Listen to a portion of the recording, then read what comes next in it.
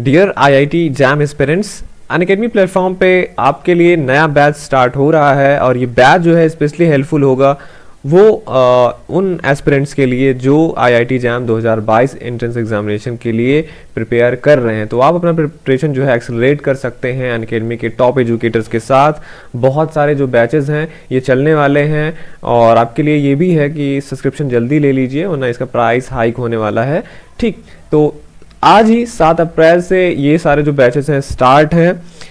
सबसे पहले का अगर मैं बात कर लूँ बायोटेक्नोलॉजी का, achievers batch for IIT jam 2022 part 4 जो है इसका बायोटेक का, ये आज से स्टार्ट हो रहा है। ठीक, ये क्लास टाइप प्लस में आता है और ये हेल्पफुल है जो 2022 के एस्पिरेंट्स हैं उनके लिए। फिर आता है आपका फिजिक्स के लिए, फिजिक्स में आप देखेंगे फिजिक्स के लिए भी आज ये स्टार्ट हो रहा है। ये बैच आपका कौन सा है? Batch 4।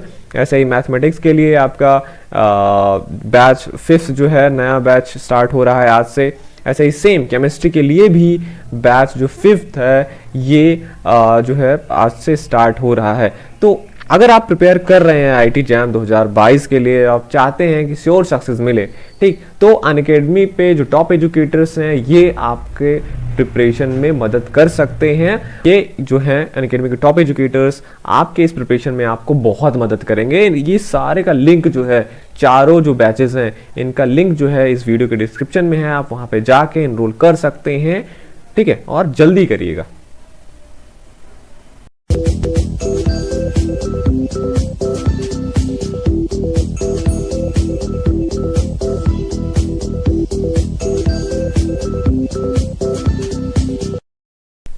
Hello friends, welcome to channel masters of botany again. मैं हूं आपका दोस्त विनय कुमार सिंह और इस वीडियो में हम देखेंगे माइक्रोबायोलॉजी का पार्ट 3। सबसे पहले चलते हैं हम क्वेश्चन नंबर 31 पे। How much time taken by HFR strain of E coli to transfer its entire genome to F strain. कह रहा है कितना समय लगता है एचएफआर स्ट्रेन जो है ई कोलाई का, उसको जो ई कोलाई का एफ स्ट्रेन है उसको अपना जीनोम ट्रांसफ़र करने में। तो ये याद करने वाली चीज़ है कि यहाँ पे इसका क्या है, 30 मिनट इसको लगता है एचएफआर स्ट्रेन को, जो ई कोलाई है उसको अपना इंटायर जीनोम ट्रांसफर करने में एफ स्ट्रेन को। क्वेश्चन नंबर 32 पे चलते हैं। The bacteria which grow at high temperature and low pH are known as acidophiles, halophiles, thermophiles या थर्मोएसिडोफाइल। तो आराम से इसको आप इसका आंसर दे सकते हैं। बस करना क्या है, आपको इसको ब्रेक करना है। देखिए यहाँ पे हाई टेम्परेचर दिया है, इसको आप याद रखेंगे आप हमेशा, बहुत इजी है ये। थर्मो का मतलब आप समझ लीजिए हाई टेम्परेचर से आप मतलब लगा लीजिए इसका, और लो पीएच का मतलब एसिडिक कंडीशन होता है। तो थर्मो एसिडोफाइल्स, तो those bacteria which grow at high temperature and low pH are known as thermo acidophiles. Question number 33 पे आते हैं। Plasmid is also called as, plasmid को और हम क्या बोलते हैं? देखिए ये भी क्वेश्चन काफी बार रिपीट हुआ है। क्रोमोसोम, एपिसोम, ऑटोसोम या हेट्रोसोम। तो ऑटोसोम और हेट्रोसोम तो आपको पता है अलग अलग चीज़ें हैं। हेट्रोसोम क्या है? 6 क्रोमोसोम। ऑटोसोम तो हमारे मतलब ऑटोसोम्स हैं। क्रोमोसोम तो अलग चीज़ है। प्लाज्मिड को हम क्या बोलते हैं? एपिसोम भी बोलते हैं। ठीक, तो क्या क्या अभी तक बोला गया प्लाज्मिड को? Extra nuclear DNA, extra chromosomal DNA, episome, इतनी सारी चीज़ें प्लाज्मिड को बोला गया। ठीक, विच disease in plant is caused by bacteria. इसमें से आपको डिजीज मैंने आपको बोला था, जब भी आप माइक्रोबायोलॉजी पढ़ते हैं, मान लीजिए फंजाई पढ़ते हैं तो वहाँ पे फंगस से रिलेटेड चीज़ें बताई जाती हैं। माइक्रोबायोलॉजी पढ़ते हैं तो उसमें सारी चीज़ें आपको बताई जाती हैं, virus, viroids, prion, bacterial diseases, fungal diseases, environmentally induced जो डिजीजेस हैं जैसे मिनरल डिफिशियंसी वगैरह हो गई, तो सब कुछ आ सकता है। तो वहाँ आपको प्रॉपर एक लिस्ट बनानी होगी, कौन कौन सा बैक्टीरियल डिजीज है, कौन कौन सा वायरल डिजीज है, तो ये सब आप याद रखिएगा। Which disease in plant is caused by bacteria, dieback in citrus, tikka in groundnut, leaf curl in tomato, stalk rot in maize. तो यहाँ पे आपको क्या करना है, आंसर देना है। मैंने आंसर दे दिया, मैं इसका आंसर बताऊं, डी, स्टॉक रॉट इन मेज। जो ट्विग डाई बैक होता है साइट्रस में, ये कॉमन सिम्टम है जिंक डिफिशियंसी का। ठीक है, जिंक जो आपका न्यूट्रिएंट है उसकी डिफिशियंसी की वजह से साइट्रस में ट्विग डाई बैक होता है। टिक्का इन ग्राउंडनट तो आपको एकदम से रटा होगा, सर्कोस्पोरा पर्सोनाटा। अब इसका नाम क्या हो गया है? सर्कोस्पोरा पर्सोनाटम। तो सर्कोरेस्पोरा पर्सोनाटा ये फंगल डिजीज है। पहला वाला जिंक डिफिशियंसी था। लीफ कर्ल इन टोमेटो की बात अगर हम कर ले तो कर्ल वगैरह किसका सिम्टम होता है? वायरस का सिम्टम होता है। ठीक, किससे होता है ये? By tomato yellow leaf curl virus से होता है। जो लास्ट वाला आपका बचा स्टॉक रॉट इन मेज, ये एक बैक्टीरियल स्टॉक रॉट है जो कि इरविनिया स्पीसीज से होता है। ठीक, इरविनिया क्या है? आपका एक बैक्टीरिया है। ठीक, क्वेश्चन नंबर 35 पे आते हैं। Which of the following process would not contribute to genetic variation with bacterial population? इसमें से कह रहा है कौन सा प्रोसेस जो है बैक्टीरियल जो पॉपुलेशन है उनका जेनेटिक वेरिएशन में कंट्रीब्यूट नहीं करेगा। तो देखिए बैक्टीरिया में क्या हो सकता है? म्यूटेशन हो सकता है। आपको पहले तो आप आंसर बता लीजिए, मियोसिस है, म्यूटेशन है, ट्रांसफॉर्मेशन है या ट्रांसक्शन है। अगर आपने आंसर दे लिया हो तो मैं इसका एक्सप्लेनेशन बताऊं तो क्या होगा? इसका करेक्ट आंसर मियोसिस होगा। म्यूटेशन हो सकता है, बैक्टीरिया में म्यूटेशन होते हैं, ये जेनेटिक वेरिएशन प्रोड्यूस करेगा। ट्रांसफॉर्मेशन ट्रांसक्शन आपको पता ही है, सेक्सुअल रिप्रोडक्शन है बैक्टीरिया में, वो भी जेनेटिक वेरिएशन प्रोड्यूस करेगा। लेकिन बैक्टीरिया में, आर्किया में मियोसिस नहीं होता है और वो यूजुअली जो है असेक्सुअल प्रोसेस से रिप्रोड्यूस करते हैं। क्वेश्चन नंबर 36 पे आते हैं। Which of the following is not a method of genetic recombination in bacteria? इसमें से कौन सा मेथड जो है बैक्टीरिया में जेनेटिक रिकम्बिनेशन का नहीं है? कंजुगेशन, ट्रांसफॉर्मेशन, ट्रांसडक्शन या ट्रांसक्रिप्शन? देखिए जेनेटिक रिकम्बिनेशन की बात हो रही है, आप इसको इजीली गेस कर सकते हैं। आप अपना आंसर भी कमेंट कर दीजिए। ठीक, तो यहाँ पे कौन सा नहीं है? ट्रांसक्रिप्शन नहीं है, क्योंकि ट्रांसक्रिप्शन अलग प्रोसेस है, ये जिसका जेनेटिक रिकम्बिनेशन से लेना देना नहीं है। कंजुगेशन, ट्रांसफॉर्मेशन, ट्रांसडक्शन तीन ही मेन प्रोसेस हैं जिससे बैक्टीरिया का जेनेटिक रिकम्बिनेशन होता है। क्वेश्चन नंबर 37 पे आते हैं। There is no alternation of generation in E coli because of the absence of. देखिए अल्टरनेशन ऑफ जनरेशन आपने पढ़ा होगा, एल्गी में, फंजाई में भी आप पढ़ते हैं, ब्रायोफाइट, टेरिडोफाइट, जिम्नोस्पर्म, इन सब में आप अल्टरनेशन ऑफ जनरेशन पढ़ते हैं। और अल्टरनेशन ऑफ जनरेशन का डेफिनेशन क्या है? यहाँ पे एक हैप्लॉइड फेज और डिप्लॉइड फेज का अल्टरनेट, मतलब वो अल्टरनेट में आते रहते हैं, उनका जनरेशन, हैप्लॉइड जनरेशन आता है, डिप्लॉइड जनरेशन आता है। तो जो बैक्टीरिया है इकोलाई, उसमें अल्टरनेशन ऑफ जनरेशन नहीं होता है due to the absence of, अपना आप आंसर कमेंट कर दीजिए, मैं इसका एक्सप्लेनेशन बताने चल रहा हूँ।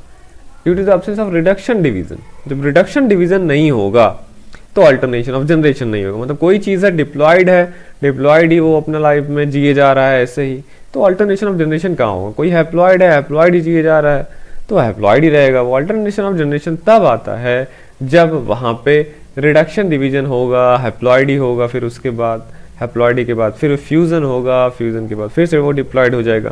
तो ये चीज़ें जो है अल्टरनेशन ऑफ जनरेशन में कंट्रीब्यूट करती हैं। क्वेश्चन नंबर 38 पे आते हैं। Which of the following is hydrogen donor in bacterial photosynthesis? इसमें से कौन सा जो है हाइड्रोजन डोनेट करता है बैक्टीरियल फोटोसिंथेसिस में? ठीक, जैसे आपको पता है प्लांट वगैरह में हाइड्रोजन डोनेट कौन करता है? वाटर। वैसे ही बैक्टीरिया में N2O, H2S, H2SO4 और NH3। करेक्ट आंसर क्या होगा इसका? Hydrogen sulphide. Hydrogen donor in photosynthesis of bacteria is H2S। Question number 39 पे आते हैं। The cells of bacterium Staphylococcus remain arranged in the form of। एक बैक्टीरिया है Staphylococcus, कह रहा है वो किस फॉर्म में अरेंज रहते हैं? प्लेट लाइक मैनर में, क्यूब, चेन और इररेगुलर क्लस्टर। तो बैक्टीरिया का आपने देखा होगा, जो कोकाई बैक्टीरिया होते हैं उनका नॉमेनक्लेचर उनके जो सेल्स है अरेंजमेंट के बेसिस पे ही रखा जाता है।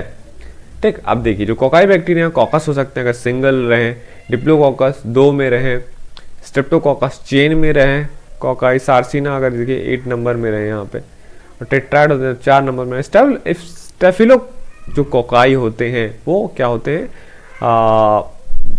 इररेगुलर क्लस्टर बनाते हैं, जैसे कि ये है। तो इसका करेक्ट ऑप्शन क्या होगा आपका? Irregular cluster. क्वेश्चन नंबर 40 पे आते हैं। द बैक्टीरियल जीनोम कंटेन्स, आपको बताना है कि बैक्टीरियल जीनोम में क्या होता है? DNA without histone, RNA and histone, DNA with histones और नाइदर डीएनए नॉर हिस्टोन। तो ऐसा तो है नहीं कि डीएनए पाया नहीं जाता, तो डीएनए पाया जाएगा। तो चौथा ऑप्शन नहीं है इसमें से। डीएनए विद हिस्टोन, हिस्टोन तो होता नहीं बैक्टीरियल जीनोम में। आरएनए एंड हिस्टोन, तो डीएनए को मिस कर दिया, पर बैक्टीरियल जीनोम क्या होता है? डीएनए होता है। इसमें करेक्ट ऑप्शन क्या होगा आपका? DNA without histone. Question number 41 पे आते हैं। The the mode of action of antibiotics is through. जैसे एक बार पिछला क्वेश्चन था वैसे ही कह रहा है जो मोड ऑफ एक्शन है मतलब काम करने का तरीका जो है एंटीबायोटिक्स का वो किसके थ्रू होता है, ये इंटरफियर करता है प्रोटीन सिंथेसिस में। जैसे मैंने आपके पिछले क्वेश्चन में अभी बताया था कि ये जो एंटीबायोटिक्स होते हैं ये प्रोटीन सिंथेसिस को इंटरफियर करते हैं। मतलब किसी भी एंटीबायोटिक का मतलब बहुत सारे एंटीबायोटिक जो होते हैं उनका मैकेनिज्म अलग अलग होता है काम करने का, और इसमें से एक मैकेनिज्म ये भी है कि वो प्रोटीन सिंथेसिस को इंटरफियर करते हैं। दूसरा, ये बैक्टीरियल साइटोप्लाज्मिक मेम्ब्रेन को भी डिसरप्ट करते हैं। C, prevention of bacterial cell wall, तो ये बैक्टीरियल सेल वॉल पे भी इनका मैकेनिज्म ऑफ एक्शन है, उसको कंट्रोल करते हैं उसके सिंथेसिस को। तो सारा आपका जो है ए बी सी तीनों जो मैकेनिज्म है ये आपका एंटीबायोटिक तीनों तरीके से काम कर सकता है, इसीलिए क्या होगा आपका all the above. Question number 42 पे आते हैं। बैसिलस thuringiensis इज, ये जो बैक्टीरिया है क्या है, ग्राम नेगेटिव है, non endospore forming bacteria, Gram negative endospore forming bacteria, से Gram positive endospore forming bacteria और Gram positive non endospore forming bacteria. तो सबसे पहले आप ये जान लीजिए कि जो आपका बैसिलस thuringiensis है, अब इसका पहले तो आंसर दे दीजिए जो भी आपको लगता हो, इसके बाद मैं आपको बता ही रहा हूँ।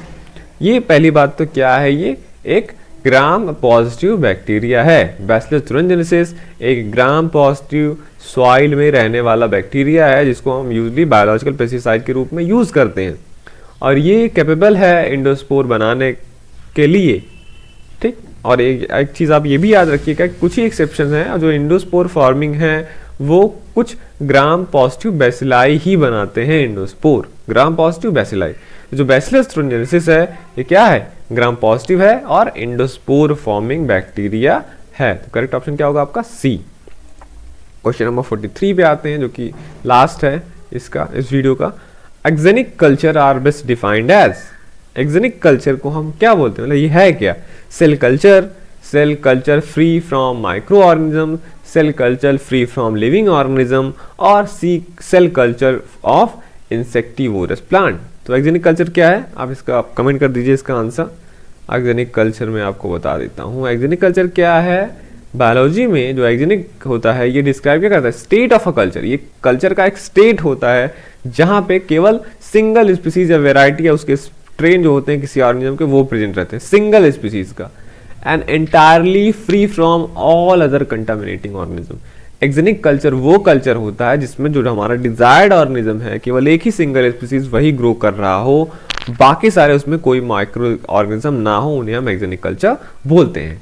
तो ये था इसका पार्ट 3 भी खत्म हो गया। अब मैं लेके आऊंगा इसका पार्ट 4 जहाँ पे बचे हुए हम क्वेश्चन को सॉल्व करेंगे, उसका एक्सप्लेनेशन देखेंगे। तो चलता हूँ, मैं मिलता हूँ आपसे किसी और वीडियो में।